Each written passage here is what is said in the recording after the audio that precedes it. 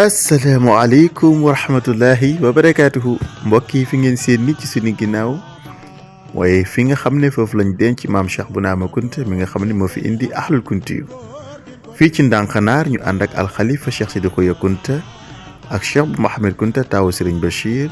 ak Sidi Mohamed ak Cheikh Sidil Mokhtar ñëw doon ziyaara fa tabarakallahu sunu maam ji sunu góor gi di Cheikh Bounama Kounta ak magam ji fi ne di Cheikh Mohamed Kounta ak mboolem ñi fi nekk rek njabootam gi nga xam ne nee na jurul benn doom judul waliyu moom maam Cheikh Bounama. mbokk yi fii nu nekk nii fii mooy xabru maam Cheikh bu Mohamed Kounta ki mooy turandoo borom Ndiassane ki nga xam ne moo jóge Algérie ñëw ngir jër maam Cheikh Bounama waaye bu mu gaañoo fii Cheikh Bounama denc ko fii ci la nag nekku fii maam Cheikh Bounama daal di sax kon moom Cheikh bu Kounta moom la ñu denc fii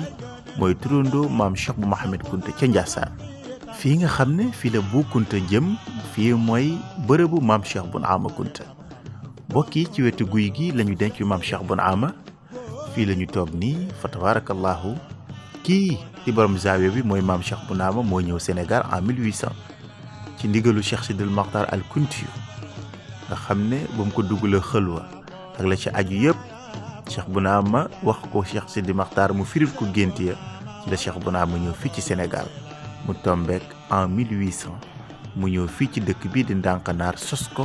fa tabarakallahu tey nga gis ni tey luy ahlul kunti ci réew mi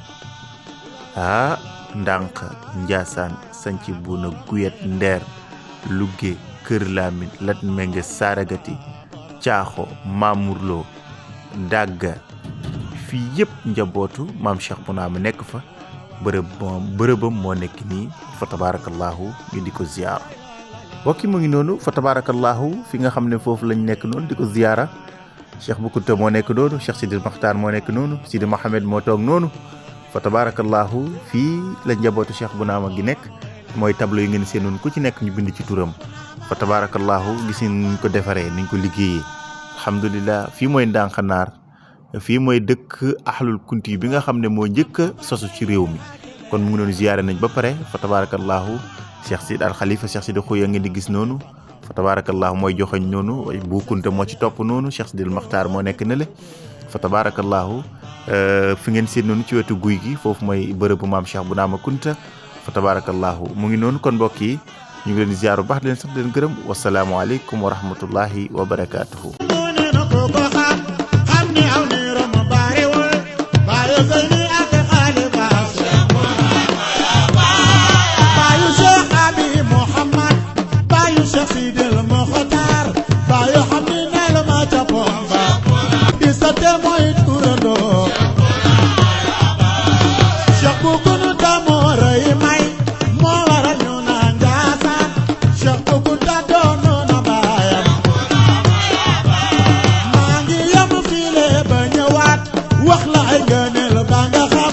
Cheikh Bounama xam ni tama Cheikh